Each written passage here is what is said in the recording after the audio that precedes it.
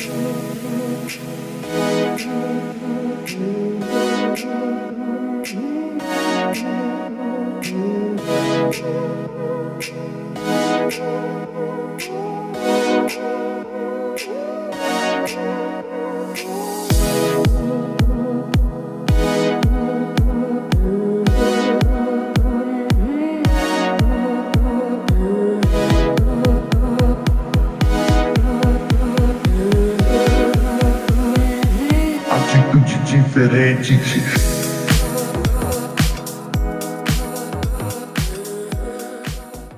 Olá, caríssimos, caríssimas que acompanham o nosso podcast, o podcast Atitude Diferente.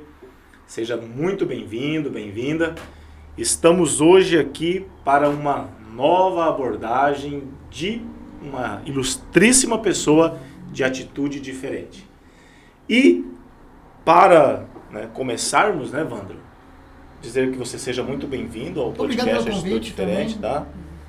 E as pessoas que nos acompanham... Você tá na segunda gravação contínua, hein, cara? Parabéns. Não, eu sou uma pessoa assídua, agora de hoje em diante estou procurando melhorar cada vez mais.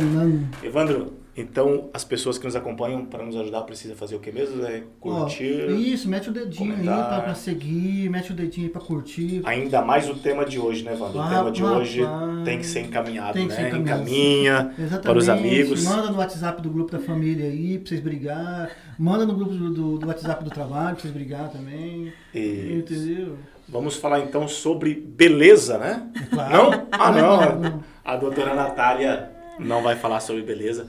Doutora, seja muito bem-vinda. Doutora Natália Félix, psicóloga, especialista em ansiedade. Então, você tá ansioso? Eu estava, mas agora a doutora Natália chegou aqui e já deu umas dicas. Sarei da ansiedade. O seu chazinho também. O chazinho ajuda também, doutora? Demais, nossa. Aí. Ótimo. Não vou dar a receita, Tem que me convencer muito para passar a receita, porque senão as pessoas começam a copiar. Você pode trocar por uma caixinha de... Para uma caixinha? Troco. Aí volta a ansiedade. De chocolate, Chocolate. Tem que dividir, Então, doutora, seja bem-vinda, tá? Obrigada, gente. Obrigada pelo convite. Eu adorei o Pessoa de Atitude Diferente. Muito bom. Exatamente. Porque aqui as pessoas que nos acompanham sabem que nós sempre dirigimos o convite, Wanda? As pessoas que nós consideramos que são de atitude diferente. Então, quem que são as pessoas de atitude diferente? As pessoas que não veem o mundo, de forma simplista, como muitas vezes algumas pessoas veem, ou de forma banal, Então nós costumamos trazer aqui pessoas que veem a vida sobre um olhar diferenciado, veem a vida com um olhar de grandeza, com um olhar de podemos sempre mudar, podemos sempre fazer a diferença. E a Natália, a doutora Natália, que é psicóloga, especialista em ansiedade, é essa pessoa, que tem este olhar diferente para a vida, sobretudo aí no atendimento com as pessoas, nas orientações que ela faz. E por isso hoje nós estamos muito felizes com a presença da Natália. E ansiosos. E ansiosos. Ansiosos porque você está com medo de estar sendo analisado. Claro, moço. No final eu passo a ficha para você certinho. Depois, você me diz depois quem que é o Evandro. E até hoje eu não sei quem é o Leandro, que está ali também por trás das nossas câmeras. É um menino muito, muito difícil de ser lido. Nossa. Natália, vamos então à nossa conversa, que é uma conversa para conhecer um pouquinho também da pessoa da Natália e bebermos da sua sabedoria a respeito da psicologia. Você é nascida aqui em Campo Grande? Onde você nasceu? Nasci aqui. Quando? Não sei, não lembro essa resposta. Eu nasci aqui em 88. Fazem 35 anos. Que mais ou menos morei aqui, fiquei fora um tempo, mas foi bem pouquinho. Já depois dos 30. Fui embora, morei fora 2 anos e aí voltei pra cá ano passado. Mas sou nascida em Campo Grande. Que região de Campo Grande você nasceu? Você ali viveu? Próxima Federal, próxima Universidade Federal. A vida inteira. Morei pra saída de Sidrolândia por 2 anos, basicamente. E aí fui embora pra Santa Catarina e voltei pro Mato Grosso do Sul ano passado. Sentiu saudade? Do calor, muito. da tranquilidade, da cultura, no sentido de alimentação, das pessoas falarem a mesma língua, assim, num sentido bem cultural mesmo, porque o Sul é diferente. As pessoas são muito diferentes, né, daqui. Mas é muito bom também lá, foi muito bom pra mim, por ter morado sozinha, a segurança que ela tem. Aqui já é um pouco mais diferente, né, é um pouco mais perigoso. Lá é gostoso, toda a região do Sul ali é gostoso no verão. Tirando o verão... Pois é, foi depois de um inverno rigoroso que eu vim embora. Eu adoeci Eu também tenho as minhas muito. reservas com frio, hein? Eu não sobreviveria, não. Muito O gelado. meu irmão, o Beto, né, que nos acompanha também aí, ele esteve morando em Curitiba e veio embora também, não aguentou o frio. Lá Curitiba é gelado. Curitiba é muito frio demais. Em Ponta Grossa saiu de casaco, o pessoal tá de camiseta no meio da rua. Que vergonha, mas tudo bem. Eu ainda Somos nós, né? Sul-Mato-Grossense. Natália, e esse viés da psicologia, você encontrou quando? Desde jovem ali, já tinha essa vontade? Foi um processo? Como que foi? Com 16 eu tava entre psicologia ou direito. E aí eu comecei a pesquisar os dois, decidi fazer psicologia, me chamou mais atenção. Na época, o que me chamou a atenção na psicologia foi eu não entender o motivo pelo qual uma pessoa era psicopata, por exemplo. Então, o que acontece? Como que todo mundo nasce bom e um, de repente, só nasceu ruim? Porque não é porque tem trauma, não é genético, não tem certezas, não tem clareza sobre isso. Mas você já tem a resposta hoje? Não tem. Qual é o motivo? São questões, claro, neurológicas, mas o que fez esses funcionamentos acontecerem? Então, o psicopata, ele não tem emoção. Nós nos conectamos com emoções de amor, de carinho, de preocupação, de limites, né? Essa sensibilidade nos coloca limites, isso é muito importante. E eles não têm essa ligação neurológica com a emoção, então não tenho emoção, eu tô acima de tudo. E eu não aceitava isso, achava absurdo, né? A psicopatia, então, não tem um motivo, uma razão. Ela surgiu aqui, teve uma questão biológica, uma questão de sinapse, não tem explicação? Então, não tem, assim, uma causa, o que causou esse funcionamento. Eu sei o que me causa ansiedade, afeta o meu cérebro, afeta minhas emoções, afeta a minha rotina, meu comportamento, afeta todo o meu funcionamento. Então, eu sei o que causa esse funcionamento. Disfuncionalidade, na verdade, que a gente chama, né? Um funcionamento que não funciona, porque eu fico mal. Então, o que me causa essa disfuncionalidade? Eu sei. Mas um psicopata tem pessoas que passaram por traumas, tem pessoas que não. Tem pessoas que tiveram uma infância realmente muito agressiva, de faltas, de muita falta, muita negligência, agressão, falta de alimento, foram privadas de muito. E outros não. Então não tem uma causa que explica o total, todo mundo, né? Então, bom, isso me chamou muita atenção. Já entramos aí nessa questão, então... Pois é uma questão que levantou uma questão muito bem interessante, assunto. né? E a pessoa já nasce, mas já sabe se a pessoa nasce psicopata ou se ele desenvolve depois? Tem os dois casos. Tem os dois casos? Tem crianças que já apresentam sinais mesmo de maldade. E a questão não é nem a maldade, é maldade sem arrependimento, sem remorso, sem compreender que dói no outro. E outros que apresentam na adolescência, outros na fase adulta. Então, nem isso tem Mas uma de regra, repente sabe? também não, assim, é um caso de gestação complicado também. Em alguns casos, sim, em outros, não. Não tem uma regra, né? Um padrão pelo qual. Você falou maldade, né, da pessoa. Não poderíamos também chamar assim de desenvolvimento instintivo? O psicopata, ele não revela um instinto de sobrevivência ali maior ou é maldade mesmo?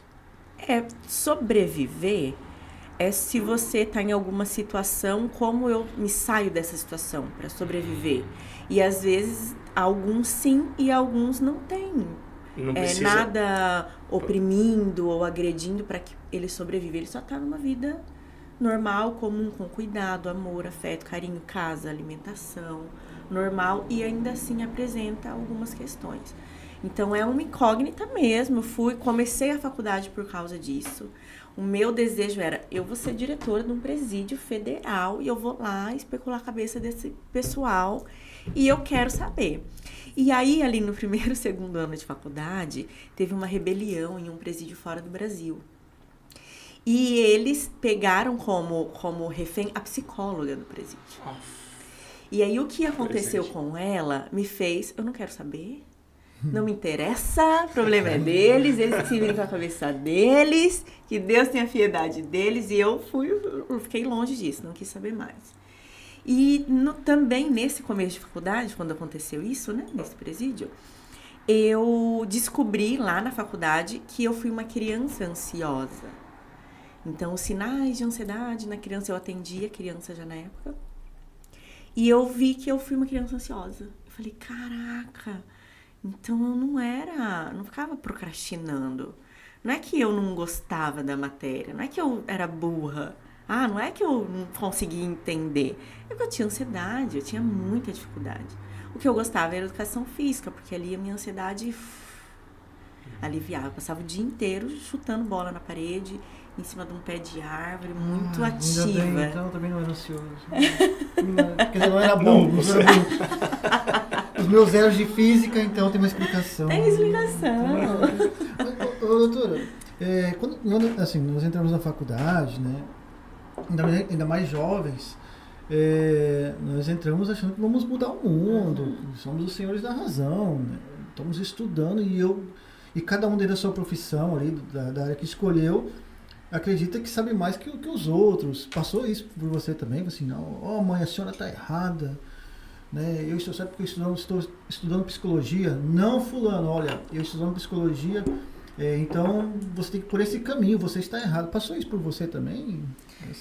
Eu nunca... Esse ego? Acho que é um ego, né? Eu não chego a ficar olhando muito os outros, assim. Não, mas digo assim, no começo, no primeiro ano de faculdade, primeiro semestre, por exemplo. Eu acho que ali no primeiro, segundo ano, eu interferia um pouco nesse sentido de que... Mas isso daí... Sabe aquela coisa assim?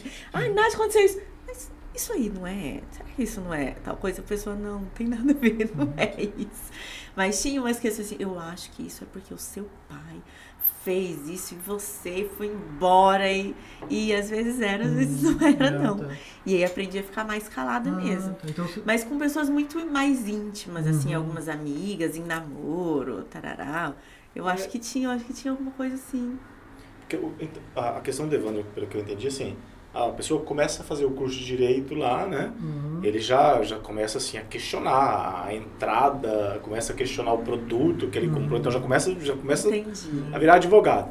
Eu sou advogado, numa discussão, né, ele já quer aplicar os rigores da lei, vou te processar, né? Mas isso eu acho que eu tive isso, sim. Então, eu acho que eu vi isso em todos os cursos com que eu tive contato, assim, por exemplo. Quando eu fui fazer jornalismo no CDB, cara, nós achávamos que nós já estávamos entendendo de tudo, já queríamos, sabe, dar opiniões, queríamos ser um Boris Casoy da vida, sabe, analisar toda a situação e dar opinião, e não era bem assim. Só que depois eu fui conhecer a conversar com outros cursos, com outras pessoas de outros cursos, e era a mesma coisa com todos, depois que eu te perguntei, né. Eu acho que eu tive sim, porque agora você falou, eu nem lembrava disso. Isso aí é mal amado. Eu lembro de uma tia que ela falava assim, o que você tá me olhando, sua psicóloga? Para de me analisar. Então eu acho que provavelmente eu falava coisa assim. Provavelmente, olha, tia Milka, um abraço. E ela falava, o que você tá me olhando, psicóloga? Para de me analisar. Então provavelmente eu falava assim. Outra questão que, falando sobre a questão da mudança, né, quando você começa o curso, quando eu fiz filosofia, mexeu muito com a minha forma de ver o mundo, de pensar e até com princípios. Eu venho de família católica, muito assim, muito raiz, muito fervorosa, tudo. Minha mãe era muito católica, né? E no final do primeiro ano de filosofia, sem saber explicar muito bem, eu me encontrava ateu, né? Então assim, como? Na verdade, eu não sabia nem explicar. Mas a leitura ali da filosofia existencialista ateia me levou ao ateísmo. Você teve também esse chacoalhão, essa mudança, assim, que você percebeu que foi uma mudança drástica na sua vida com a psicologia, ou você conseguiu caminhar com mais tranquilidade? No início eu caminhei um pouco mais com tranquilidade, né? No decorrer da minha faculdade, muitas coisas aconteceram voltadas à minha religião, né? Então foi quando, na época, meus relacionamentos que aconteceram na época foram muito embasados na religião. Mas o que me ajudou, sim, na psicologia foi a ver o outro, sabe? O outro é separado de mim, é diferente de mim, é sofrido esperar muito do outro. E religiosamente eu tinha muito isso, de influenciar muito a vida do outro e a vida do outro me influenciar muito, como se fôssemos como se fosse, né, se fosse um grupo, como se fôssemos com o mesmo pensamento, vamos junto, E isso mudou muito. E foi um alívio muito grande para mim também conseguir entender que o outro independe de mim, graças a Deus. E que eu independo do outro também. Tem uma frase que a minha psicóloga me fala, que me afirma, porque tudo isso aí eu falei simples, né? O outro é o outro, eu sou eu. Mas foram tantos anos para eu conseguir ter consciência disso, né?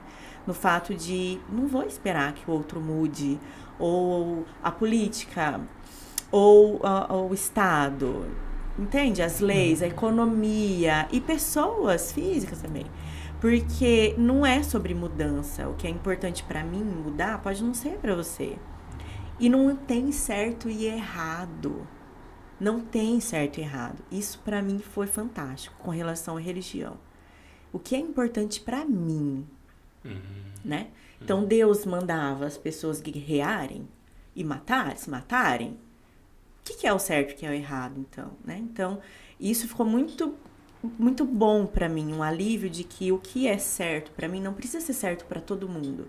Eu entendo a minha necessidade e eu vou fazer as coisas em prol de resolver minhas questões, né? Para que eu viva bem.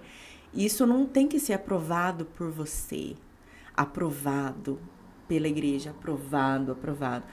Não tô falando de matar ninguém, não tô falando de fazer mal a ninguém, né? Mas tem pessoas que escolhem cursar uma faculdade e outras não. Quem vai ter sucesso? Ambas. O sucesso é relativo, a conquista é relativa, a paz é relativa. Isso, para mim, foi uma virada de chave muito grande para que eu conseguisse viver em paz. Então, essa separação a faculdade me trouxe da religião. Legal. Você tocou numa questão muito interessante, a questão do outro, né? Tem um filósofo, Jean-Paul Sartre, que ele usa a expressão assim, o diabo é o outro. Você acha que o diabo é o outro ou não? É muito relativo também. Ou somos todos nós o diabo também? Eu acho que depende. Depende, Mas concordo, com certeza. Nossa, isso faz muito sentido. Porque assim, a expressão de Sartre, ela é muito ampla, né? Porque, na verdade, quando nós nos pensamos, nós estamos pensando num eu justamente em detrimento do outro. Então, essa relação com o outro, ao mesmo tempo que ela nos engrandece, ela também nos traz muitos prejuízos, né? Demais. E aí nós ainda vamos falar da ansiedade, mas eu acredito que o diabo de Sartre aí com relação ao outro está relacionado também à questão da ansiedade, né? Porque por que eu tenho ansiedade? Por que eu não vivo uma vida tranquila? Porque que mesmo querendo não ser ansioso, eu acabo acometido pela ansiedade, que tem muito a ver também com o outro aí, né, Natália? Tudo, total. A minha psicóloga, ela me fala algo que eu repito para os meus pacientes. Da sua pele para dentro, você tá sozinho. Você nasceu sozinho, você vai viver sozinho, você vai morrer sozinho. Se imagina agora no melhor... Aí eu já acrescento essa parte do abraço. Se imagina no melhor abraço que você já teve na vida. Nesse abraço, nesse grude da sua pele para dentro, você tá sozinho. É sozinho que a gente passa a nossa vida.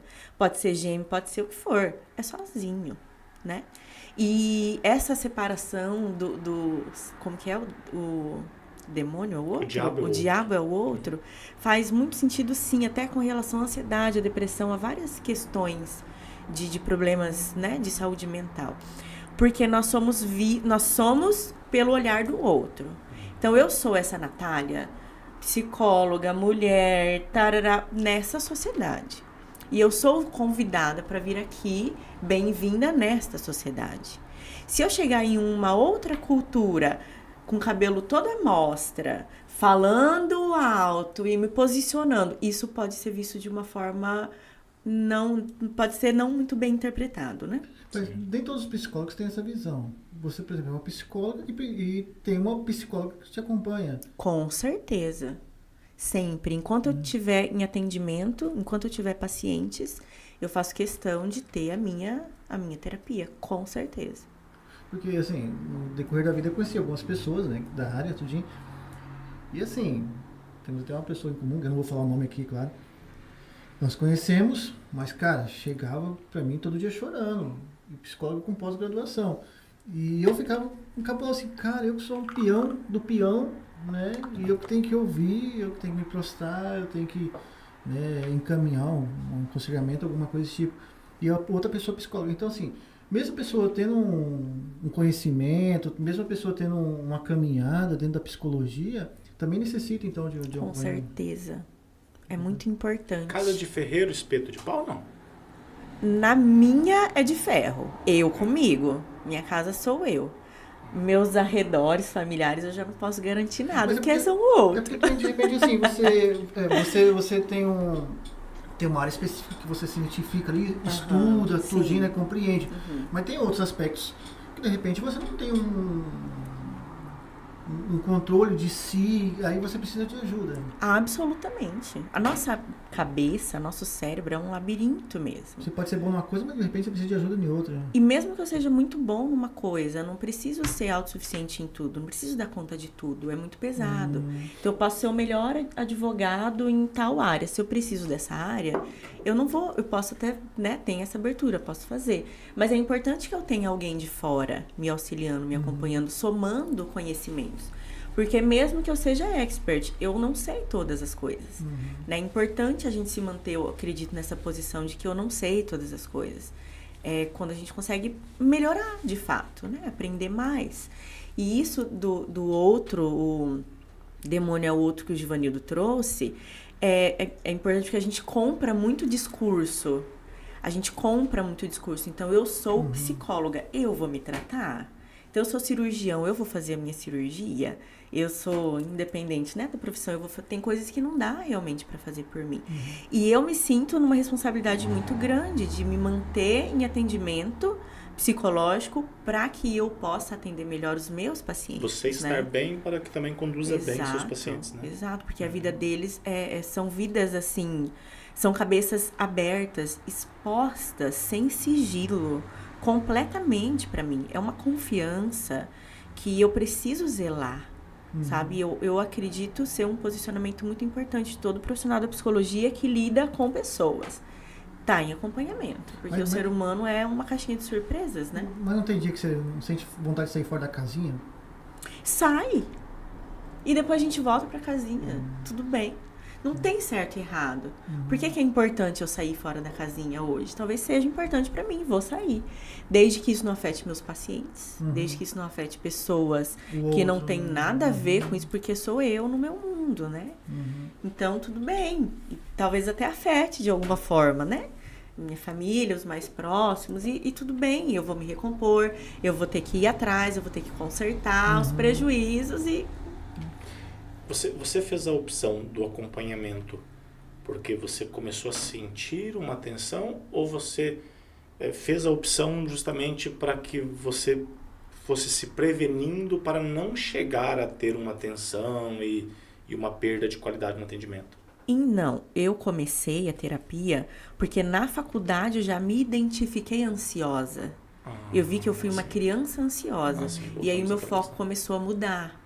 Então, eu vi que eu precisava de ajuda. Eu conseguia entender tudo de uma matéria sem copiar, se me chamasse atenção. Se era alguma coisa, eu não quero usar isso. Esquece.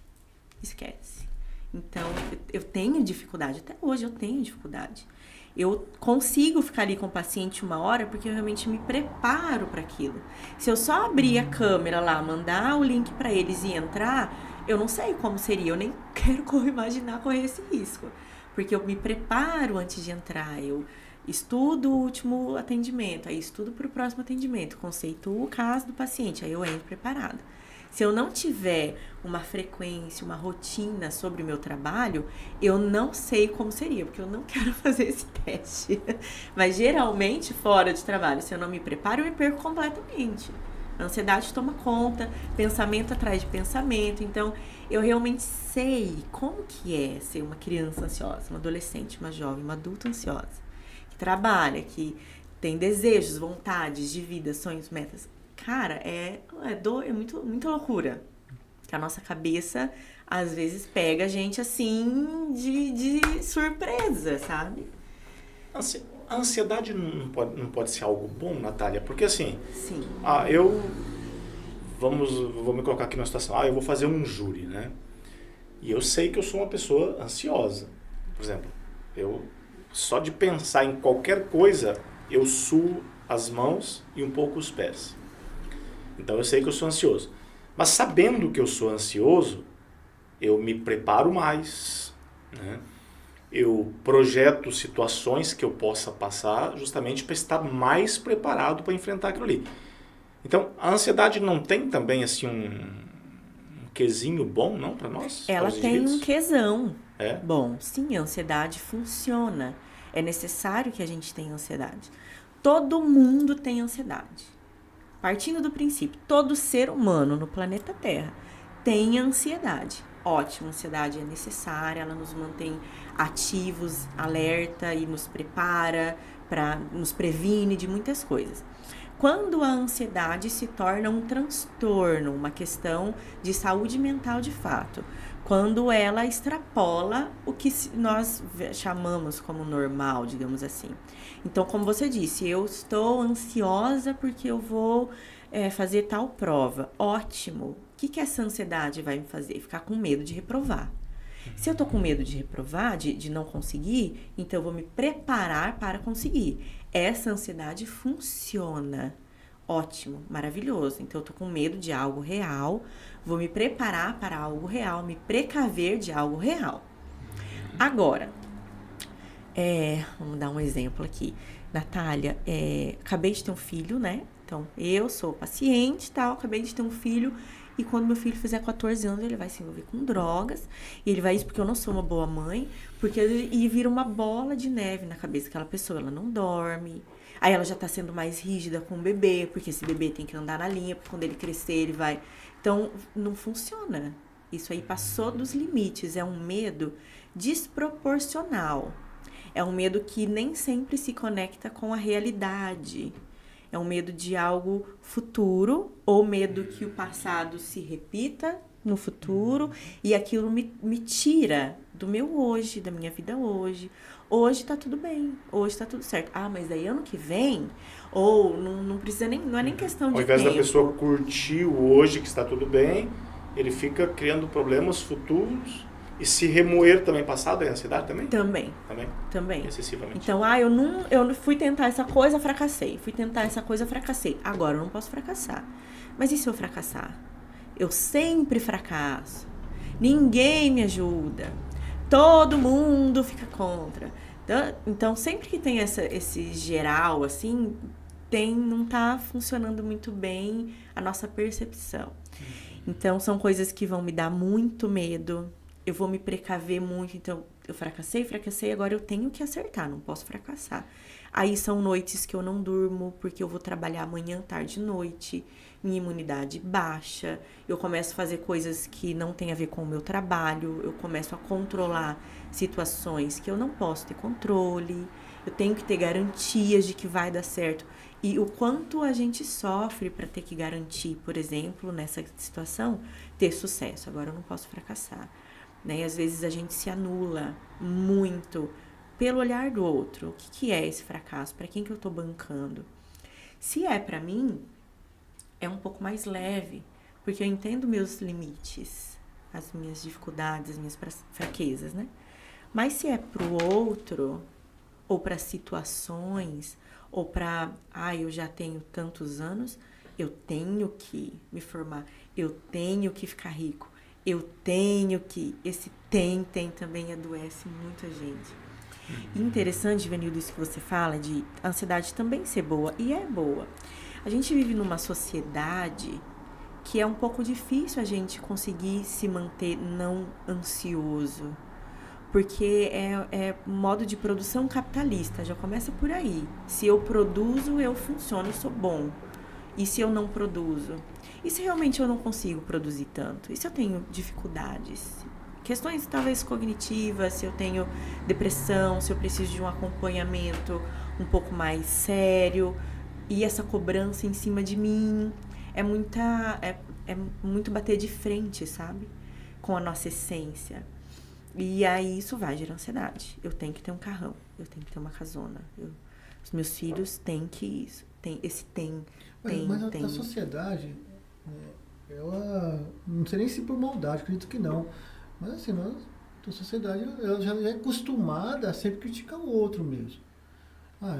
Evandro, eu quero criar uma lanchonete.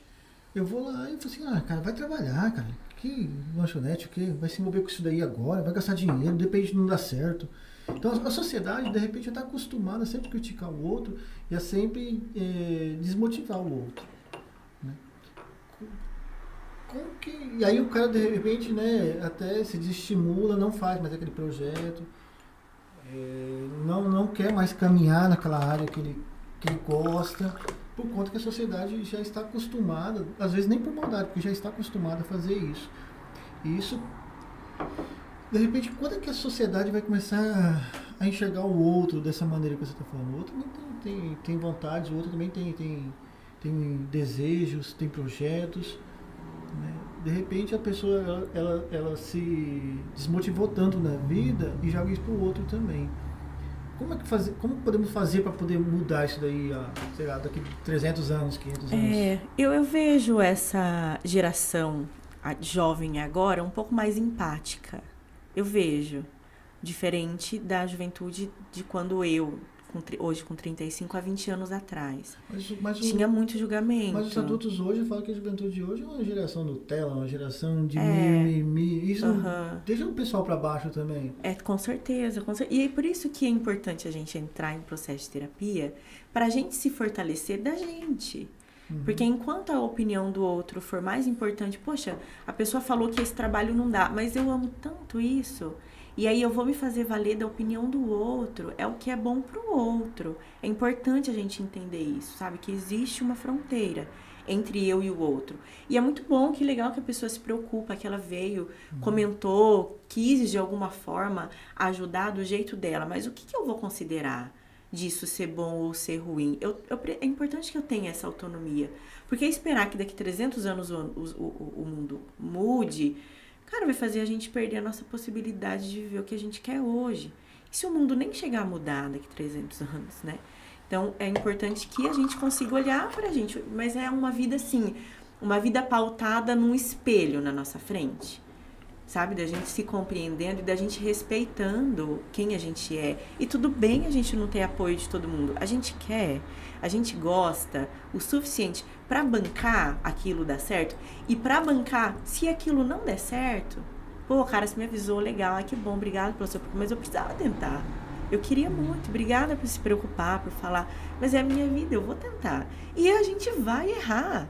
Não é pra gente só acertar. É uma vida muito cruel se a gente tiver que acertar. A gente nem tem garantia que a gente vai conseguir acertar o tempo inteiro. Então tá tudo bem a gente errar. Tudo bem a gente ficar triste porque a gente não conquistou. Poxa, eu queria tanto aquilo, como que eu vou ficar imparcial pelo fracasso que eu tive? É pra eu ficar triste mesmo, foi ruim. Falhei aqui, ali, da próxima vez, quem sabe eu consiga melhorar.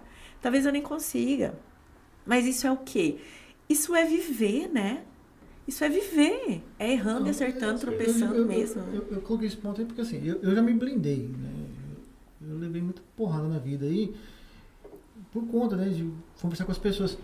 E eu já me blindei. Eu não converso com ninguém sobre meus projetos. Aliás, converso com um, com o outro e tal, né? Quando as pessoas já me viram, eu já estava no podcast. Quando as pessoas me viram, eu já estava em novela. Quando as pessoas me viram, eu já estava fazendo na área do cinema. Então, assim, eu me blindei. Mas pra gente chegar até essa blindagem, Não é tempo, né? Vai Ninguém tempo, ensina a gente na escola. É. Quantos não você deve ter ouvido? Você, pô, vai fazer psicologia pra quê? Vai trabalhar, vai procurar entregar currículo na loja. Entendeu? E aí, isso no desenvolvimento, é esse ponto que eu tô falando, chegando. A sociedade está acostumada tanto nos frustrar, porque deve ser frustrados também, né, que não quer deixar a gente caminhar. E de repente a gente tá feliz. Cara, eu gosto de ser babá. Tá tudo bem, cara. Vai lá, vai ser babá. Tá tudo ótimo. Mas não, você tem que fazer outra coisa. Sabe? Não, você tem que fazer um concurso. Não, mas de repente meu projeto é outro. Você lida com isso também dentro da ansiedade? 100%. Tem muito disso, tá? Evandro, né? Isso. Evandro. Deixa eu assim. Eu acho. Ô, Evandro, tem casos, por exemplo, de pessoas que entram em uma formação que a família esperava. E aí sai dessa formação, atua como profissional da área e tal, desenvolve um TEPT, um transtorno de estresse pós-traumático, por situações que viveu em uma profissão que nem tinha escolhido para si, mas precisava provar que eu sou bom sim. Vou fazer assim, olha aqui como eu sou bom, viu? Provei. E agora? O que eu vou fazer com isso pra mim? Pra onde que eu vou levar essa profissão? Eu não quero. E a coragem de falar, pai, mãe, ó, o sonho de vocês está aqui. Agora, se satisfaçam com o sonho de vocês realizado, que eu vou viver o meu sonho de vida agora. Né? E eu tenho pacientes que têm dificuldade em saber o que quer. A pessoa chega no consultório falando, eu não quero mais ter crise de ansiedade, eu não quero mais ser ansiosa, eu não quero ter esses pensamentos me atrapalhando, caos na minha cabeça o tempo inteiro. O que você quer, então? Eu não sei. Então, em muitos casos, tenho a dificuldade de saber o que eu quero da minha vida, para onde que eu vou, porque como eu vou usar, falar que eu quero tal coisa, aí a ansiedade, e se eu não conseguir? Mas eu já tentei, fechei, então eu prefiro nem me comprometer a desejar algo tão específico, porque se eu ficar meio vagando por aqui, o que der certo vai dar certo, e pô, consegui, né? Por medo mesmo, e o medo é o casamento perfeito da ansiedade. É como se a ansiedade fosse uma moeda. Então, cara e coroa é ansiedade e medo. São as duas faces da mesma moeda. Essa ansiedade, esse medo, né? Essa ansiedade, essa preocupação excessiva é que faz a gente ficar mal.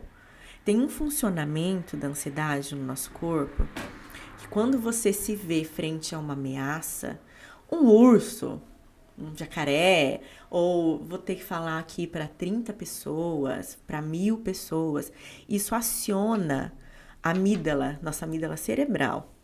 Não a amígdala aqui da garganta, a amígdala cerebral. É como se fosse aquele botão de alarme, assim. Então, quando você se vê em uma situação de risco, aciona a amígdala. Essa amígdala manda um sinal de alerta. Ou a gente luta, ou a gente foge. Sistema de luta e fuga ativado pela amígdala. Vou lutar. Tem que fazer a prova? Eu vou me preparar, porque eu quero passar. Vou falar para tantas pessoas, vou me preparar. Provavelmente vão me questionar isso e aquilo. Deixa eu estudar, deixa eu me precaver, deixar uma aguinha aqui. Vou com uma roupa mais leve, porque eu sinto muito calor quando tô nervoso. E aí você vai, essa ansiedade, esse medo, vai fazer você se preparar. Funcionou, a ansiedade funciona. Agora, a ansiedade que não funciona, tem que fazer essa prova, não vou conseguir. Não consigo estudar, aí amanhã eu vou estudar, porque hoje eu tenho isso pra fazer. Não, mas aí amanhã eu estudo melhor, vou estudar de madrugada, não estudo porque sinto sono. A gente fica se sabotando naquilo ali, a gente não consegue parar e se organizar. E não é por preguiça, por má vontade, é porque a gente não consegue. Esse alarme no nosso cérebro, da amígdala, esse sistema de alarme ativado, é como, imagina que todo mundo, sabe aquele filme Divertidamente? Quando dá pane lá na sala de comando? E fica a galera toda, é como se fosse isso, pensamentos, o que toma conta de um paciente que dificulta uma tomada de decisão assertiva na ansiedade?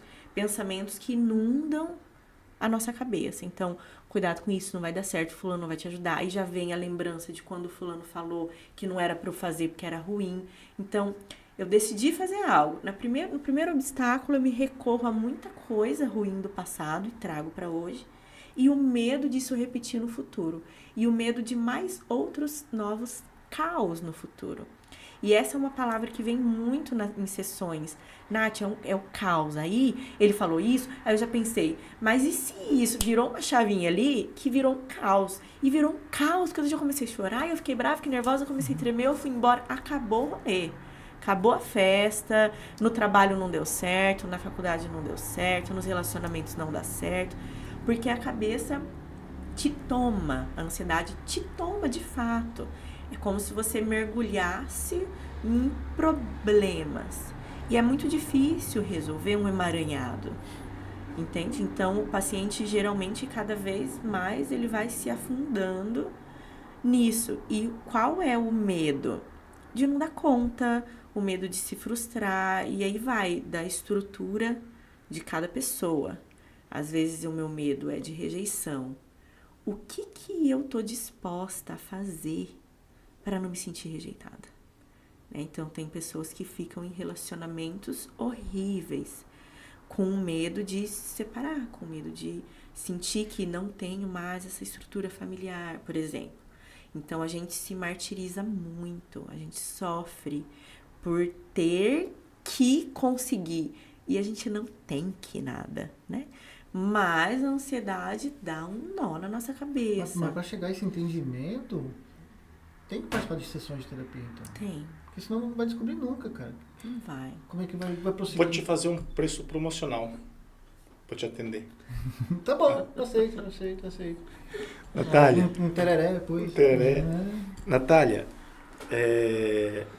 você já falou um pouco, mas para as pessoas que nos acompanham, que são pais, mães, dessa questão, dessa nova dinâmica que nós vivemos hoje, né? Então, o teu filho vai para a escola e ali ele tem todos os desafios, né?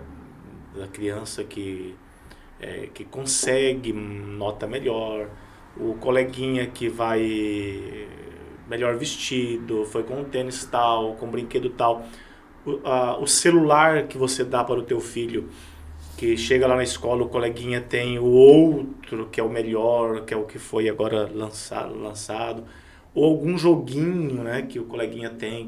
Então, assim, cotidianamente, nós pais lidamos com essa situação. E é claro, isso gera ansiedade na criança, né, porque cria ali uma expectativa, e gera ansiedade também nos pais que vê essa situação e que nem sempre pode prover.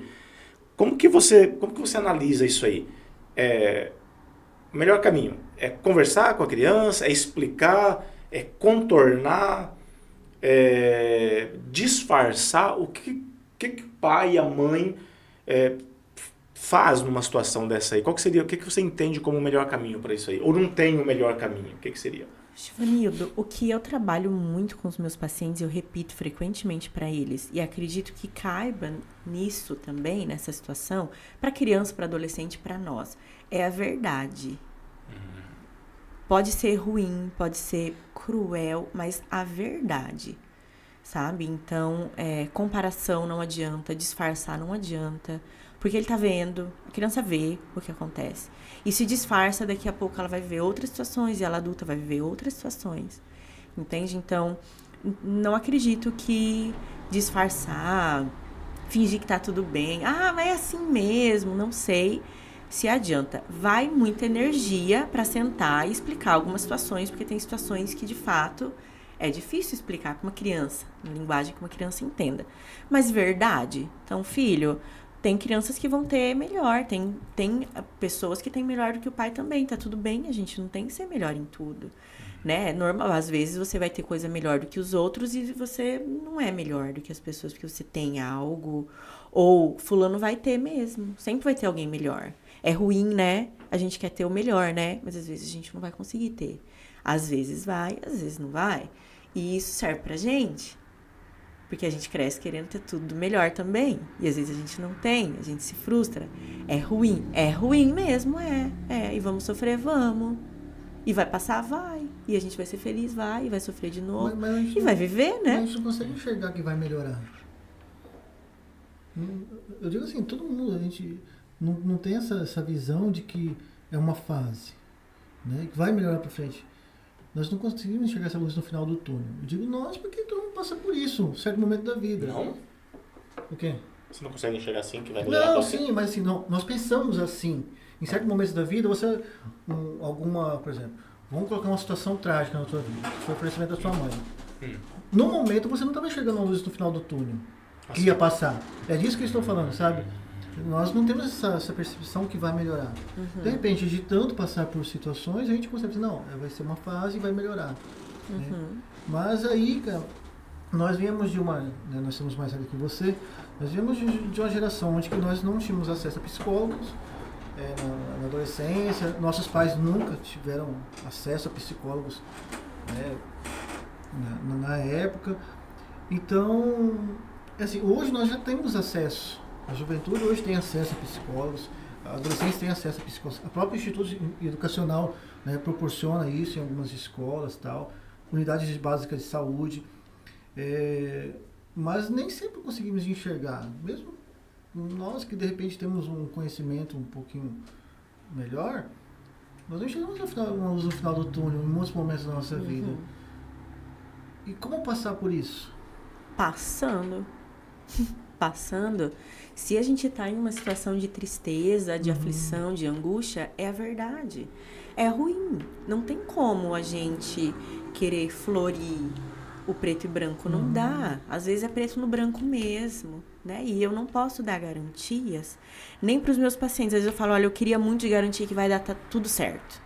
Mas eu não posso fazer essa garantia, eu não posso me comprometer com isso, porque pode não dar. E se der, volta aqui, a gente vai comemorar muito. E se não der, volta aqui e a gente vai tratar muito. Porque não tem garantia. E às vezes o que a gente vê é só escuridão mesmo. E aí? A gente está disposto a bancar uma vida até que aquilo tenha possibilidades, né? E fazer terapia, Evandro, eu vou te falar a verdade, é olhar para as nossas escuridões.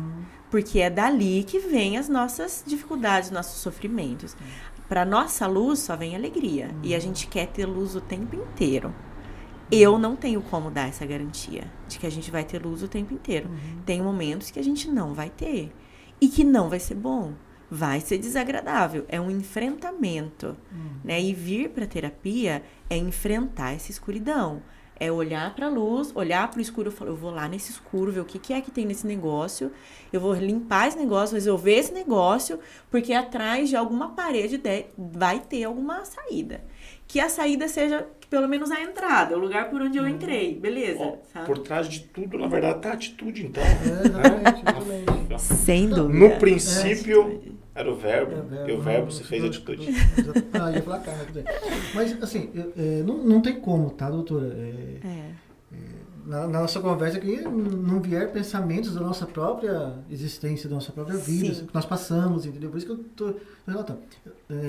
Eu sou completamente a favor de todo mundo procurar participar de sessão. No pior momento da minha vida, eu procurei, eu vi que eu estava mal, mas assim, eu já tinha um certo conhecimento e eu fui buscar. Que legal. Fui buscar por conta própria. Parei e falei assim, não, cara, isso aqui... Eu tava com crise de ansiedade, né? Assim, isso aqui é crise de ansiedade, não, cara, isso aqui eu tô mal mesmo. Lá já foi eu também internei. Mas, assim, nem todo mundo tem esse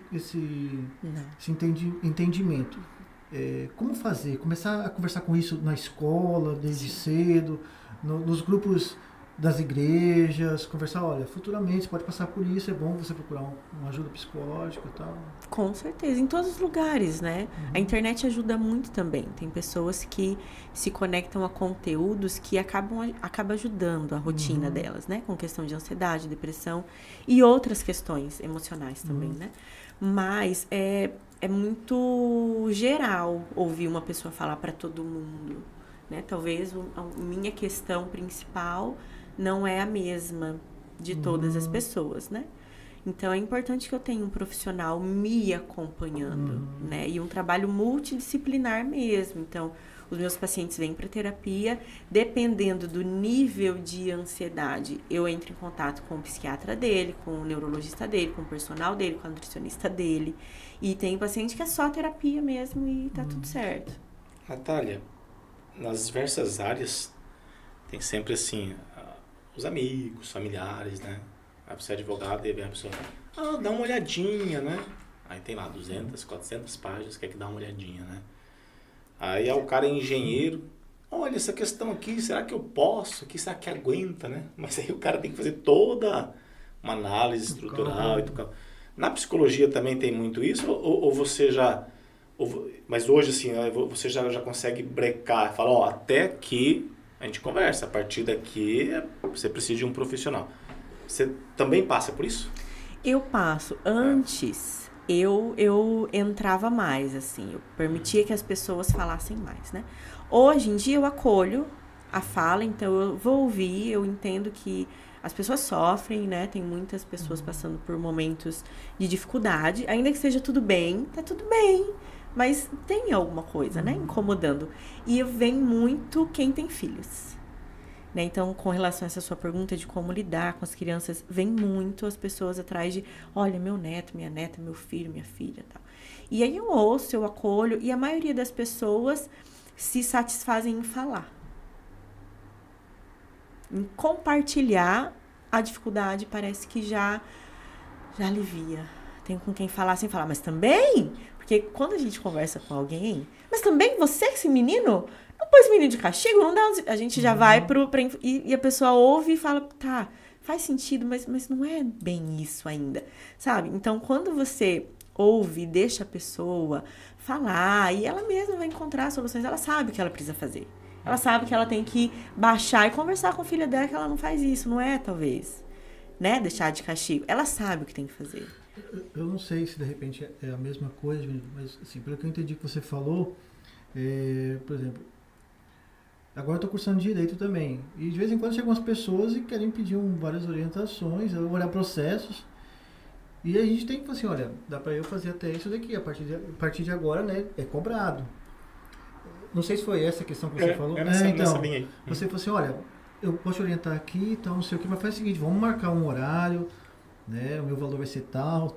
Você consegue já ultrapassar isso daí? Ou já, tranquilo, já. E, na verdade, quem chega a falar comigo sobre coisas mais pessoais, particulares, são familiares. Ou amigos muito próximos. Então, são pessoas que eu já não atenderia mesmo. Que é diferente do direito. Não pode atender familiares? Então, pode, dependendo do nível ali de proximidade. Meus pais, jamais. Então, o psicólogo não atende pai e mãe, irmãos, né?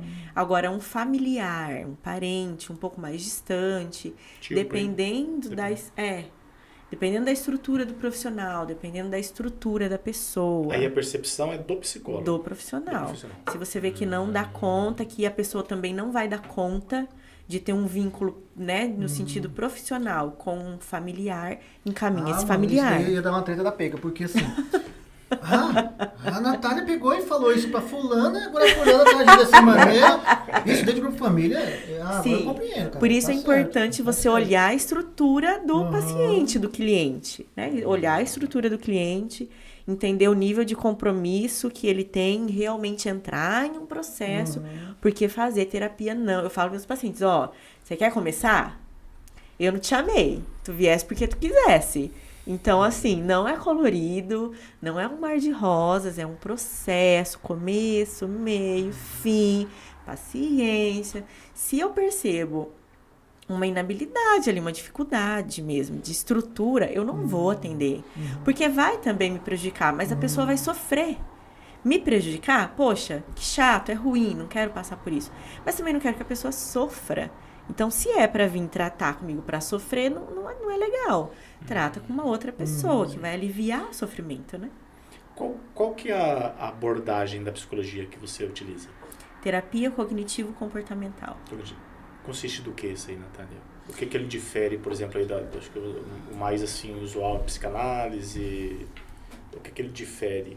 Você poderia, só para entendermos aí as abordagens? Sim, a psicanálise, ela em clínica, dentro de um atendimento clínico, né, profissional, paciente, ela atende por associação livre, que eu me organizo para atender você e você chegou, o que você vai me trazer?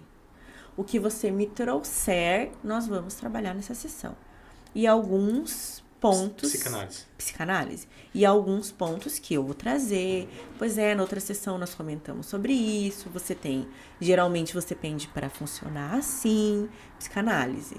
Então, a associação livre. O que o paciente associar, lembrar, perceber, ele vai trazer para a sessão. É um detalhe só, mas são várias coisas que diferem. Uma no atendimento é essa, por exemplo. Na terapia cognitivo-comportamental, as sessões são estruturadas. Então, eu estruturo a sessão antes de você chegar, baseada nas nossas sessões anteriores. Então, eu vou fazer primeira, segunda, terceira, quarta sessão de acolhimento, de conhecimento, de vínculo terapêutico, porque você tem que confiar em mim, em abrir a sua cabeça para coisas que nem você sabia que tinha aí dentro ainda. Entende? É uma confiança muito grande. E é necessário um vínculo. Então, tem pacientes que não conseguem ter esse vínculo comigo, vão desenvolver com uma outra pessoa. Talvez um psicólogo homem, talvez uma psicóloga de mais idade ou de menos idade do que eu, não sei. Cada um vai desenvolver o vínculo com um profissional. Isso é fundamental para eu conseguir trabalhar. Se o paciente não consegue criar esse vínculo, eu não consigo trabalhar. Né? Vai ficar um trabalho que eu não consigo aprofundar tanto. Então, dependendo da estrutura do próprio paciente, que nem é familiar, às vezes eu encaminho, porque não tô conseguindo aprofundar. Então, eu encaminho para um profissional que talvez tenha mais sucesso. Você já passou por situações, por exemplo, tá com um paciente e tal, assim, cara, tem que chamar a mãe, tem que chamar o irmão para participar de uma sessão também, porque o negócio é abrangente. Ou encaminhar a mãe para uma outra terapia. Isso sim. Mas eu atendo só adultos, né? Eu já não atendo criança, porque nem sempre é criança, sabe? E a criança não tem muita influência por controlar o ambiente que ela vive. Quem tem que fazer isso são os pais. Então, não atendo criança. Mas no adulto eu peço assim, olha, seria importante, né? Que seu esposo começasse a fazer terapia. Ele não tem intenção. Ele não vai porque ele não... Mas eu vou tentar. Então vamos tentar. Mas não vai da boa vontade da pessoa também, né? De fazer. Mas a pessoa ansiosa é uma pessoa depressiva ou pode se tornar uma pessoa depressiva? Tem pessoas... É muito, muito raro, quase, que a pessoa tenha uma questão. Então, geralmente, o paciente tem comorbidades, a gente chama. Paciente ansioso que tem também depressão.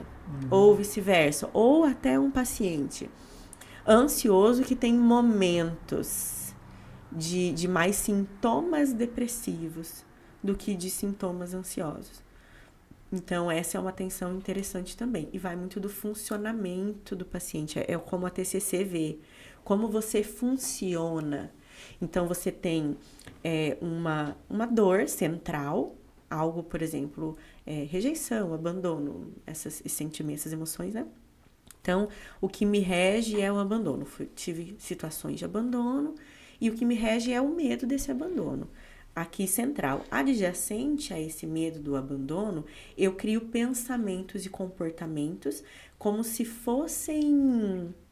Aquele negócio que se protege na guerra, como que é? Armadura? Como se fosse uma armadura. Como se fossem armaduras para proteger essa sensação de abandono. Então, eu crio todo um funcionamento. Eu penso assim, mas se eu for de branco, eles não vão querer, porque daí, né, eu vou ir... Que cor será que eu vou ser bem recebida nesse podcast? Então, eu vou de rosa, porque o rosa é mais feminino. Entende? São paranoias, assim, mas não no sentido de paranoia, tá?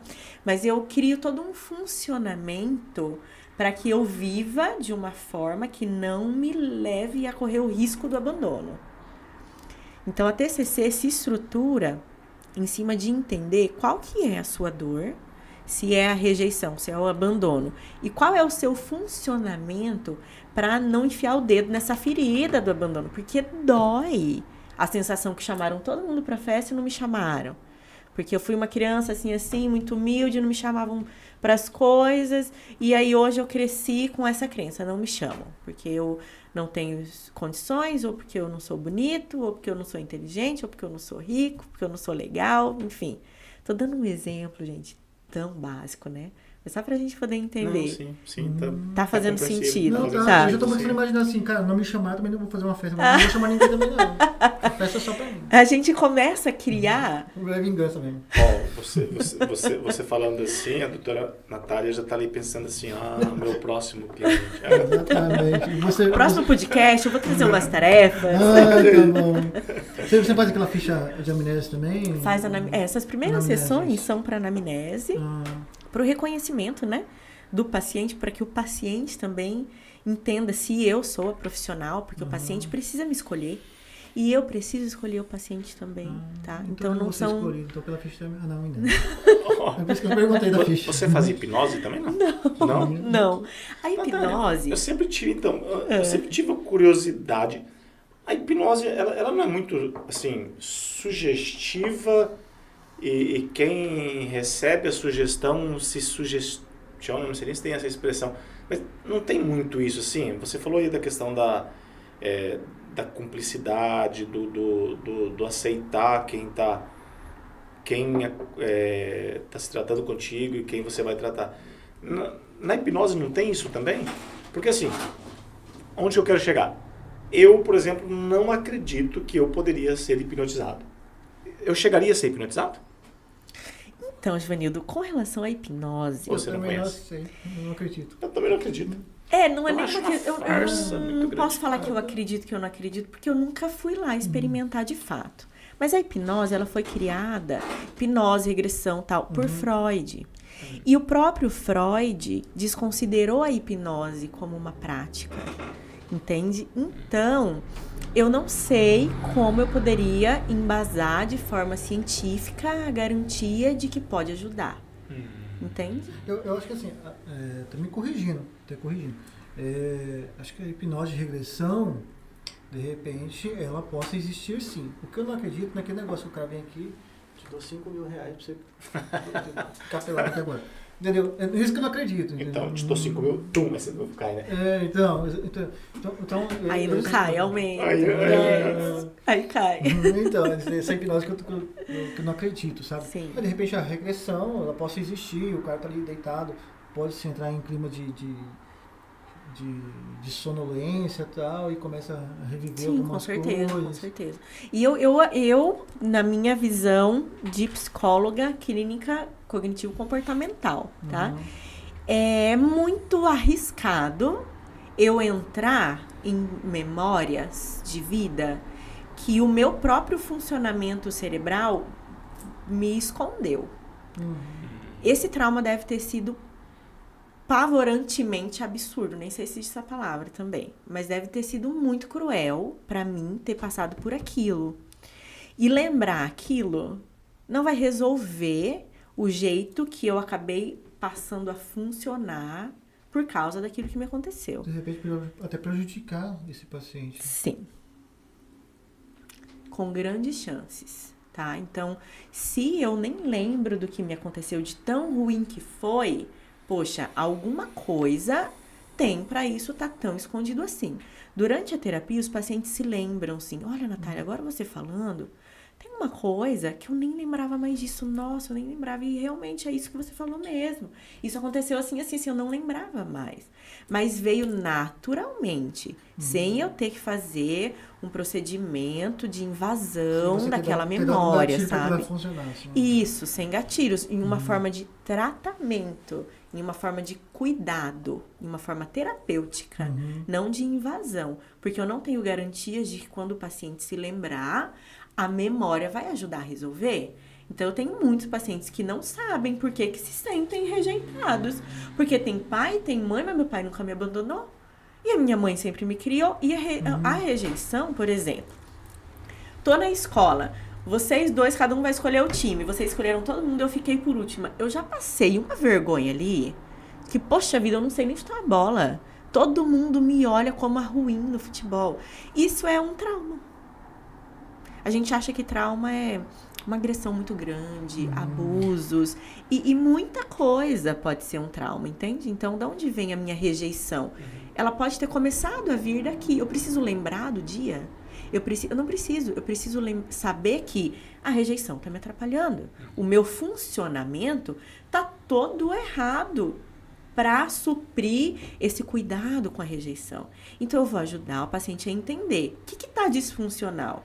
Como seria funcionar melhor? Vamos fazer? E isso vai ajudar ele a não se reverenciar para rejeição, né? Mas olhar para ela como, não sou rejeitado assim. Olha isso aqui que eu estou vivendo agora.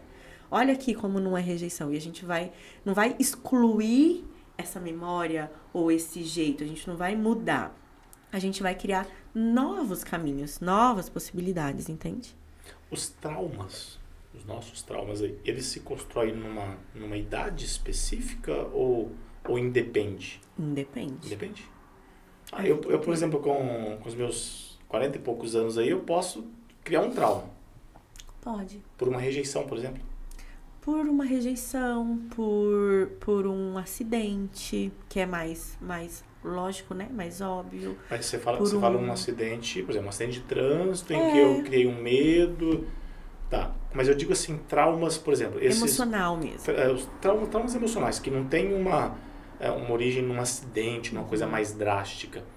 Como, por exemplo, a questão da rejeição. É mais recorrente na infância, né? É que eu acredito que na infância... Acredito não, né? Na infância, a gente não tem nem estrutura cerebral formada totalmente ainda. Então, a compreensão das situações que eu vivo na infância, elas são as primeiras que eu passo na vida, né? De fato, que eu vivencio. Então, aquilo vai ficar registrado de uma forma especial, digamos assim, né? De uma forma diferente. E o nosso organismo, por sobrevivência, tá? Funciona assim em todo ser humano, em todas as culturas no mundo inteiro. Para sobrevivência, é importante que a gente grave que chegar perto do crocodilo é perigoso. Eu não tenho questões de amígdala acionada, de atenção, por ir pegar uma manga no pé. Talvez do rio, que com águas turvas, eu fique mais apreensiva e cautelosa, não quero entrar, vou entrar, não vou entrar. É importante que a gente tenha registros de traumas, de medo, é importante. Então, a ansiedade, o medo de um todo, não é inválido. É importante, eu tenho que sentir medo de beber e sair dirigindo.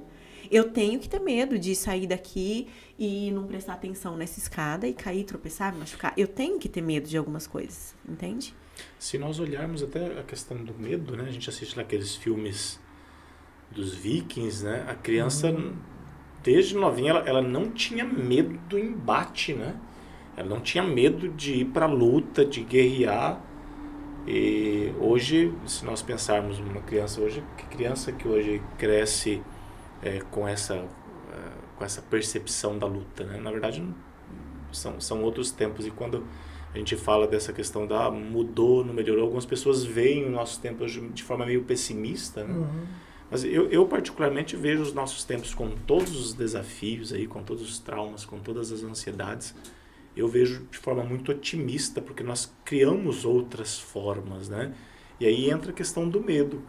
Criar outras formas de um medo que parece algo, a princípio, pelo próprio conceito dele, algo negativo, ele também é bom, né? Porque ele nos limita. Ele diz, olha, eu tenho que ter medo de entrar na propriedade do vizinho, né? Eu tenho que ter medo de furtar o celular, eu tenho que ter medo de furtar o carro que eu queria, o celular que eu queria, o lápis que eu queria, a caneta que eu queria. Então, medo também, só para... Exatamente. Então, não é de um todo ruim.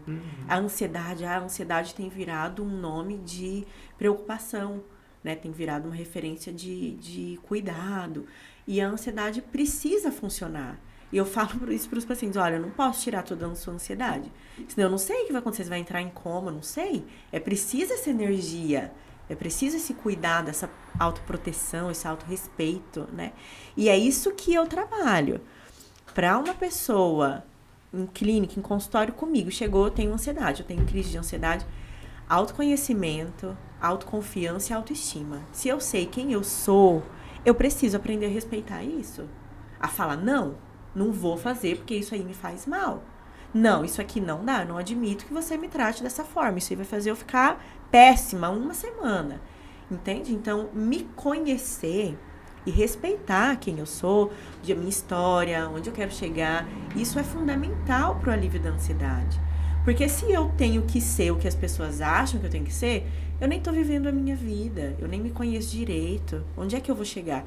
Eu não sei, é muito incerto. Vai gerar ansiedade. Eu vou sentir um medo por ter que dar conta de uma coisa que eu nem sei se eu quero. Entende? Então, é muito importante a questão do autoconhecimento. E é muito bonito da gente se conhecer. Eu sei que o meu limite é até aqui, eu vou respeitar. Que coisa linda! Eu consegui falar não. E ainda esperar o respeito pelo meu não. E não esperar uma briga. Porque a gente espera. Se eu falar não, ninguém vai mais querer ficar perto de mim. Né? Porque agora eu tô me respeitando? Não, muito pelo contrário. Talvez isso faça uma limpeza.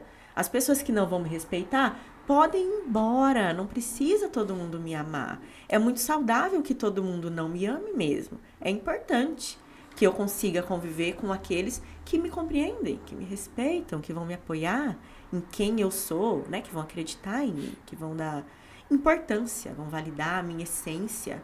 O contrário disso é só para eu sofrer. E eu não preciso sofrer por convivência e falta de respeito.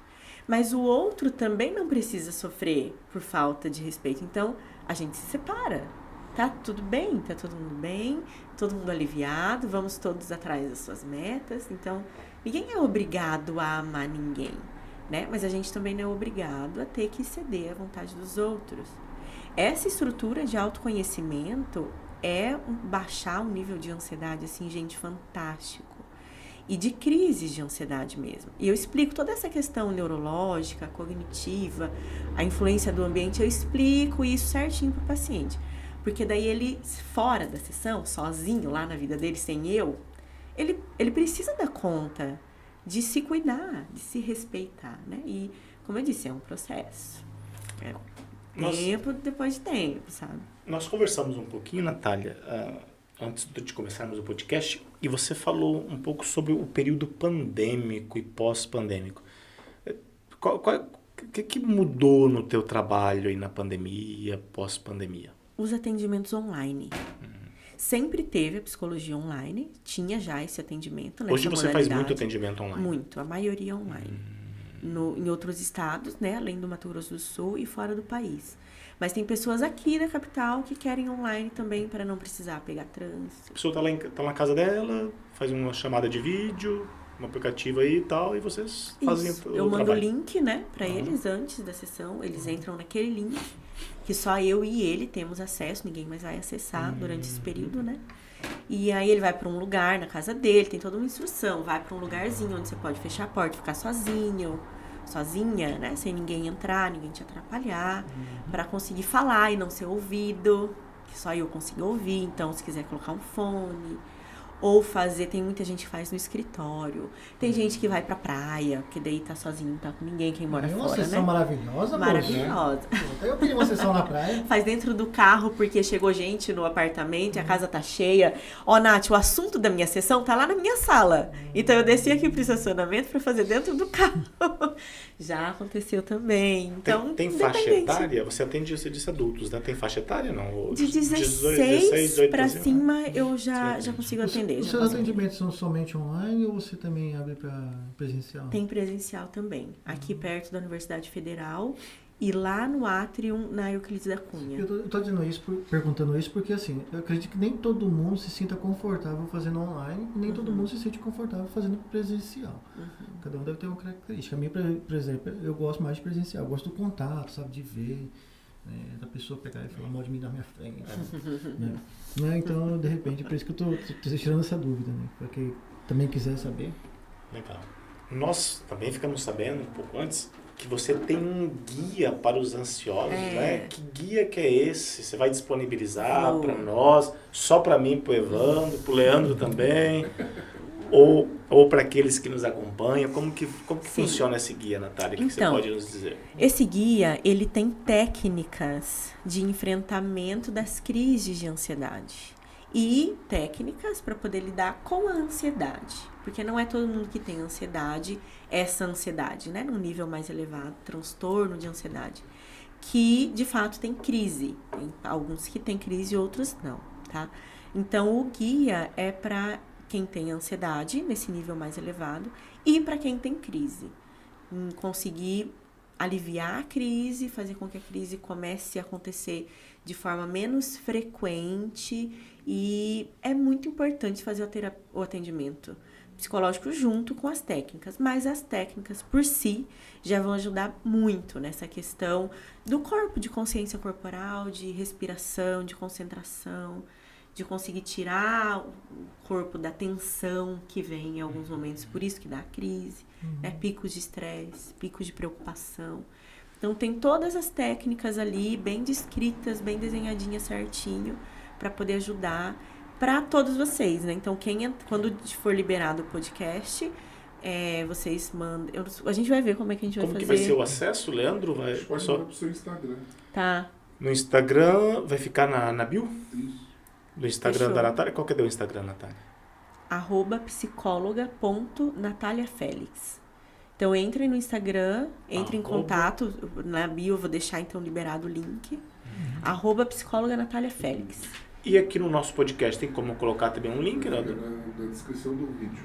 Na descrição. Esse endereço. Isso. Então, tá. Perfeitamente. Então, pela descrição aqui do vídeo, entra no meu Instagram e lá no link da bio eu vou deixar, então, liberada esse guia para ajudar, porque de fato ajuda. É o que eu ensino para os pacientes de forma prática. Então, eu passo porque de forma prática tem como praticar. Eu vou acessar. Eu sou ansioso pra caramba. Acessa. Meu Eu violão também começou... acesso, gente, vocês acham? Eu tô nessa de lidar com pessoas ansiosas porque eu tenho ansiedade. E eu sei como isso acabou por muitos anos me privando. Assim, Natália, é isso que eu, doutora Natália, é isso que, assim, que eu gosto mais de conversar. Por exemplo, você é o primeiro ser humano, cara. Você Sempre. Você sente dor, você sente medo, você tem muitas coisas, cara. Você não é uma deusa da psicologia que tem ali uma barreira que você se protege de tudo. Não. Entendeu? Então Não. é justamente isso, cara. Você não precisa de ajuda, todo mundo precisa de ajuda. Com certeza. E é uma delícia fazer isso com os meus pacientes. Porque eu sei o que acontece comigo em todos esses anos de terapia. E eu quero passar isso pra eles também. Preciso. Isso é o quê? De advogado. Precisa de advogado. Doutora, qual que é a abordagem que associa um acompanhamento para ansiedade e tal, com um bom vinho, uma boa cerveja? Um bom churrasco, um bom violão. Ai, minha nossa! Churrasco e violão junto aí. Tem Olha, uma abordagem, uma linha que dependendo associa da essas coisas, assim? frequência e da intensidade, a TCC pode te ajudar. Faz um churrasquinho, fica, se sua ansiedade vai acabar, faz um churrasquinho pra nós. Mas, Ivanildo, olha, é muito interessante entrar nisso, né? Da questão do álcool, enfim, porque isso significa assim, do relaxar, distrair e tal. E aí o ansioso, ele é expert em distrair, porque ele precisa dar sentir esse alívio em algum momento, gente, porque senão não dá conta da vida, a pessoa implode, né? Então, é muito comum que as pessoas vão para a questão mesmo do álcool, juntar a galera, churrasco, muito bom, perfeito, ótimo. Quando começa a fazer a terapia, que, Nath, você falou para eu fazer tal e tal coisa e eu fiz, nossa, eu tô muito bem. Eu tô melhor. Nath, você acredita que começou a me dar crise e eu consegui não entrar na crise? Eu consegui sair da crise, eu não entrei na crise. Eu consegui me sair da situação e tal. E resolveu. Nossa, faz muito sentido. Então, vai fazendo sentido. O processo de terapia começa, de fato, a aliviar. Não vai acabar com a ansiedade. Senão, não sei o que acontece. Talvez a gente entre em coma. Mas vai aliviar. Vai ficar a ansiedade saudável. E não é essa ansiedade que faz a gente sofrer, né? E uma das coisas é reduzir o álcool. Então, eu tenho uma paciente, por exemplo, que essa semana...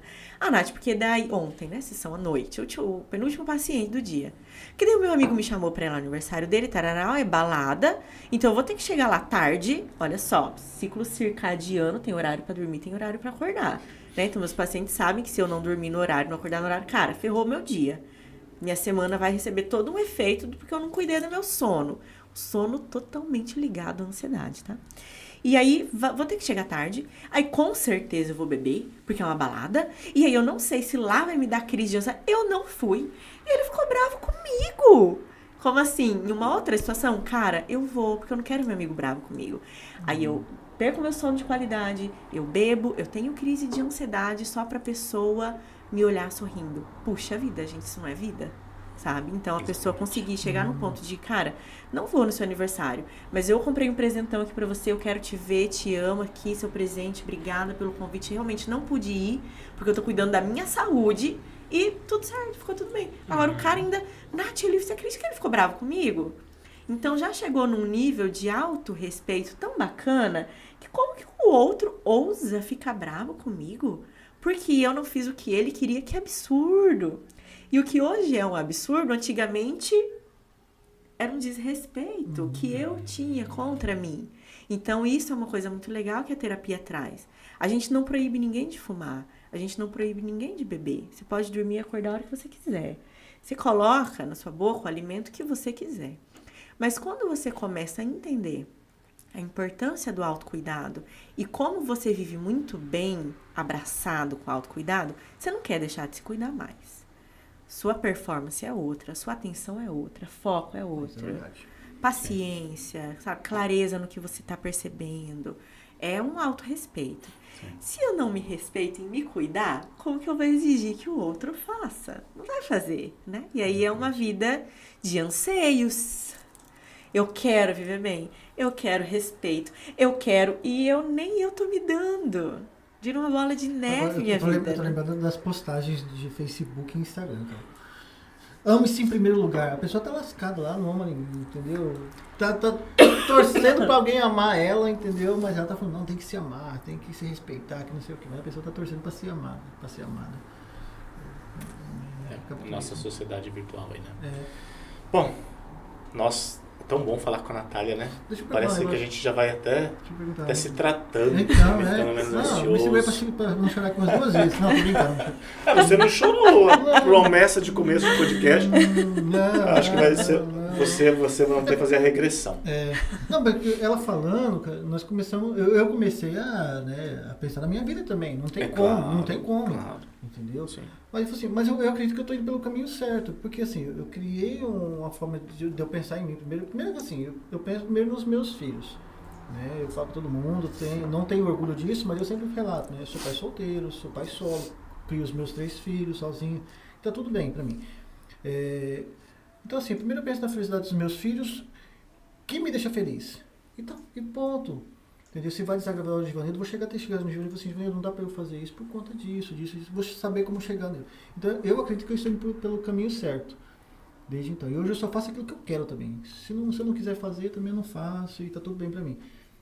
E cria barreira, né? Eu não falo para ninguém que eu tô fazendo, quando a pessoa vê, eu já tô fazendo. Legal. E quando eu falho, ninguém fica sabendo também.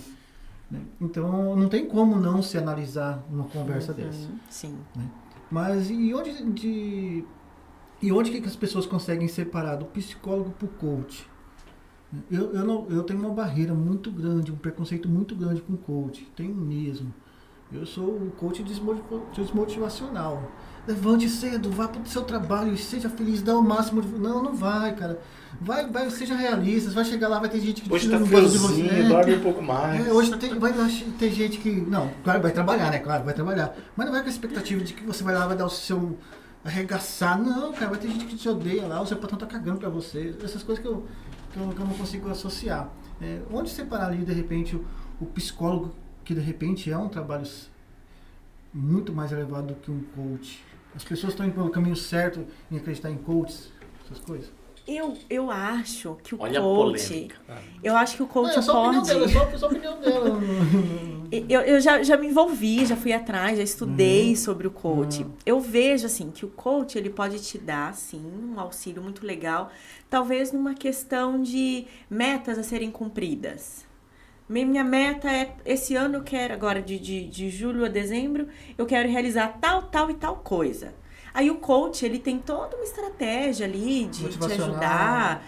Então, o que é importante para você nisso aqui? Como é que você vai abrir, né? Desenvolver essa meta? Minha meta é tal. Como chegar nessa meta? Um coach pode ajudar nesse como, né? Mas não é um tratamento de transtorno. Tanto que se você chega ali no coach a expor algo mais emocional, mais de questões psíquicas, de saúde mental, ele por ética, um bom coach, digamos assim, ele vai te encaminhar para um profissional dessa área.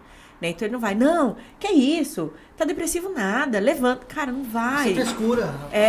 Depressão, ansiedade, isso é neurológico, neurofisiológico, mexe com toda a estrutura do nosso corpo, né? E o nosso corpo é cabeça aos pés. Nosso corpo não é separado da mente, não existe. Sua mente, o que a gente fala de mente, um pensamento, ele está acontecendo fisicamente aí dentro do seu cérebro. Então, sua estrutura psíquica é da cabeça aos pés, tá? Não existe isso de separado, não está na nuvem.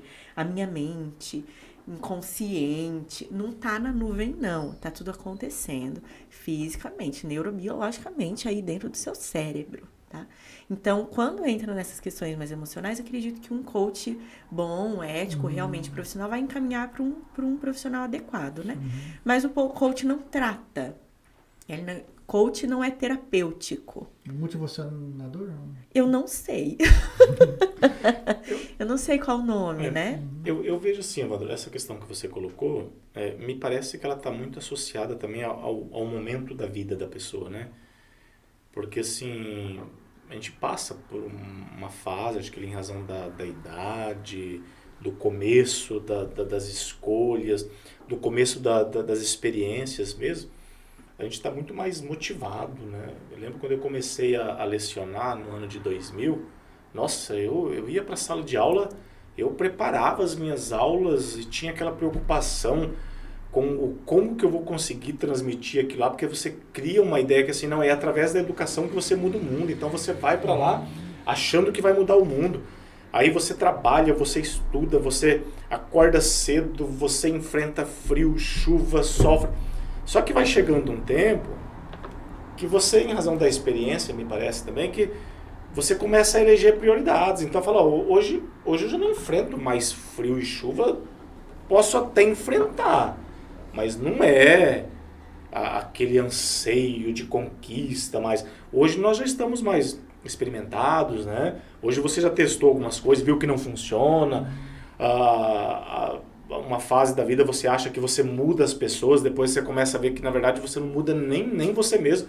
Para você mudar a si mesmo, é muito trabalhoso, por isso que você precisa da profissional, de quem entende aquilo ali, que dirá mudar os outros, né?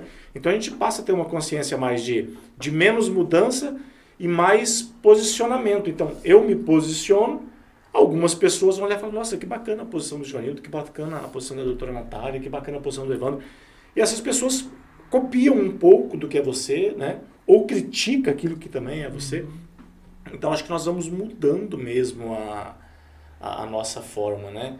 E quando você fala aí, o coach, né? Dá a impressão que vai vir uma pessoa que vai te ensinar aquilo que você está careca de saber que não vai acontecer. Então, pra mim, né? Agora, se vem um coach aí para uma pessoa que está começando a vida, que ainda não experimentou muito, e esse coach ele corta um atalho e já mostra de repente aquilo que nós não tivemos, né? Que seria aí, eu também não tenho muito conhecimento sobre coach, né? Mas acredito que seja um profissional que tem também essa experiência para mostrar os atalhos, né? Da mesma forma, a doutora, como profissional da área, quando começou a psicologia, provavelmente não tinha esse guia, né? Hoje você tem um guia, que você já testou, que já experimentou, que já está há muito tempo verificando a eficácia, a eficiência dele, né? Então, me parece que... Então, eu acredito assim, então, assim, o coach, de repente, ele vai te suprir uma certa necessidade de entusiasmo, alguma coisa de orientação. De ferramenta. Eu corro a 30 por hora.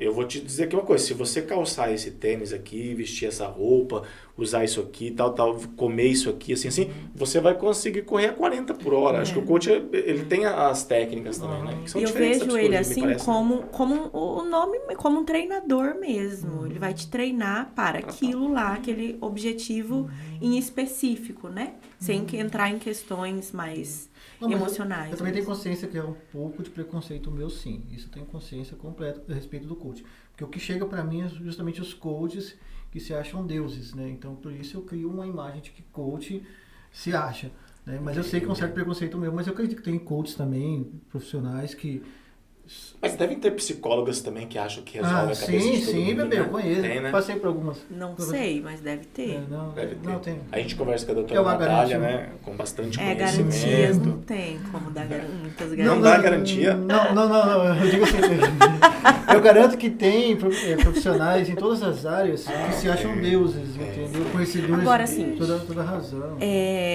Tem como viver sem sofrer tanto. Ah, sim, tem. Tem como viver sem sofrer tanto, né? Às vezes a nossa cabeça pega a gente em pontos que talvez só não estão muito esclarecidos, assim. A gente acha que não tá tão bom porque a gente não tá conseguindo ver o todo. A gente não consegue se ver, gente. A gente vê todo mundo durante o dia. Quantas vezes você se olha? No máximo ali de manhã escovando o dente, na hora do almoço escovando o dente, mulher vai passar uma maquiagem, acabou. A gente olha, passa a vida vendo os outros viverem, né? E a gente não se olha tanto assim, a gente olha mais o outro. E até com essa relação, por exemplo, que você traz se os meus filhos estão bem, então eu tô bem. Eu acho que não é que os seus filhos estão bem aí, né? Como se você se anulasse. Acho que não entra nisso.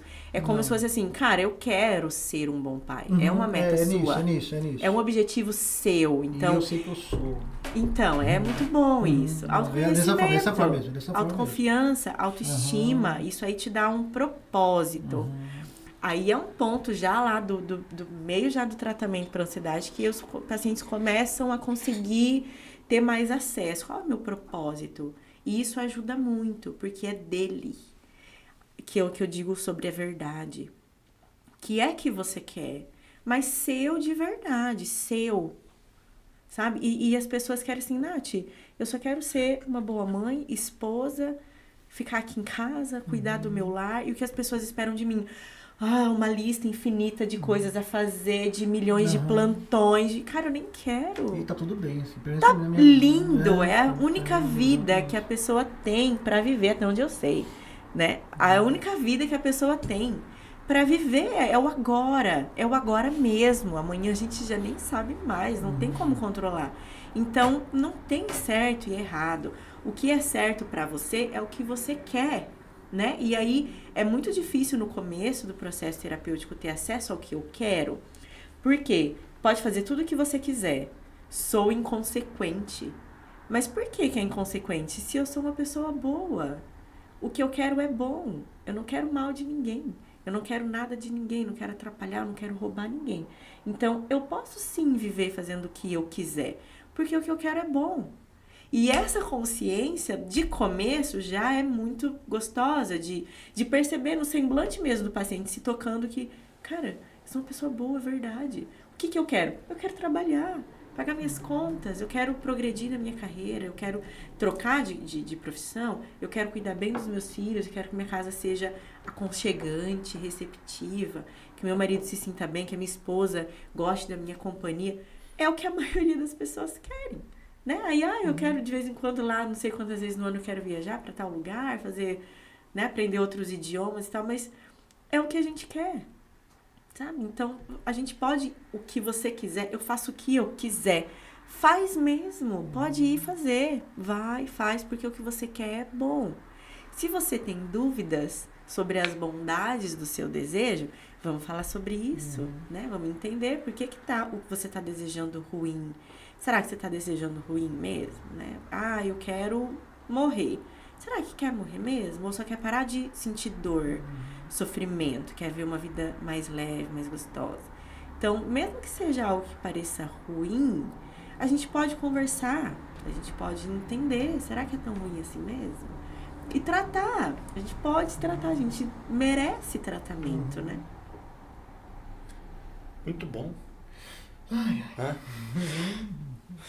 Perfeito, Natália, doutora. Natália. Muito obrigado, doutora.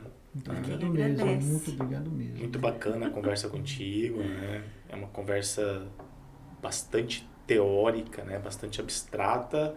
E aí é claro que a gente tem que recorrer às questões concretas, mas foi muito esclarecedor, tá? Parabéns pelo teu trabalho, parabéns por tantas pessoas que eu tenho certeza que você ajuda aí com esse trabalho.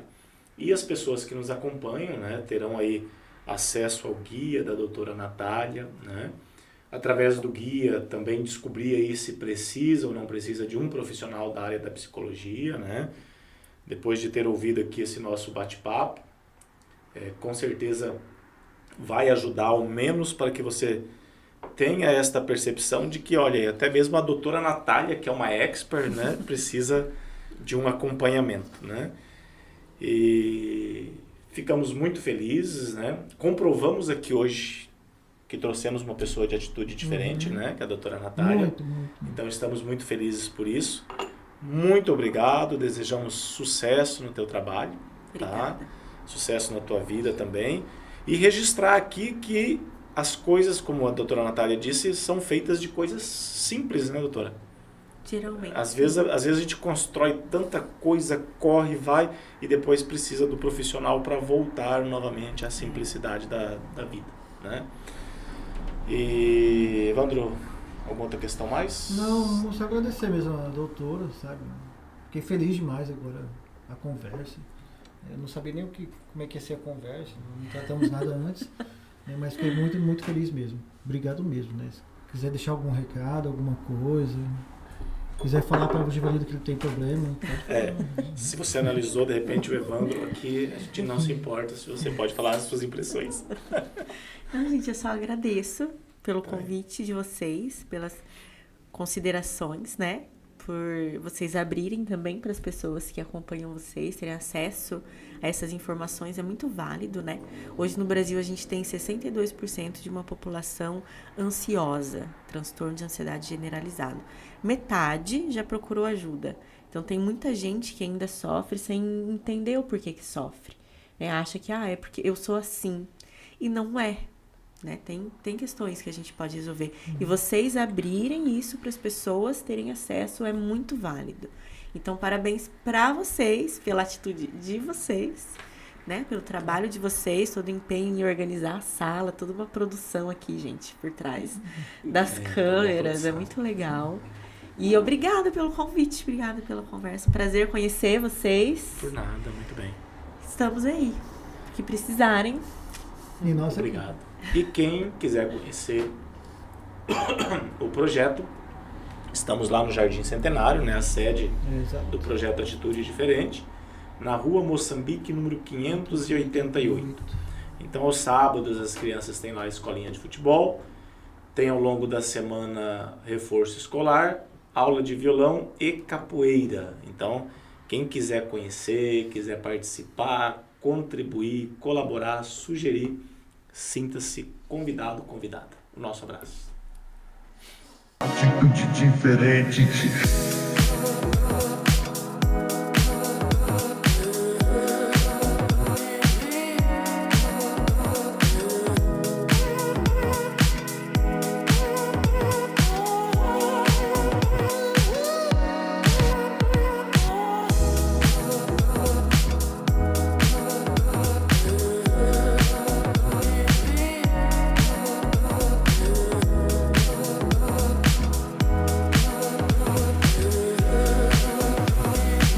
Atitude diferente.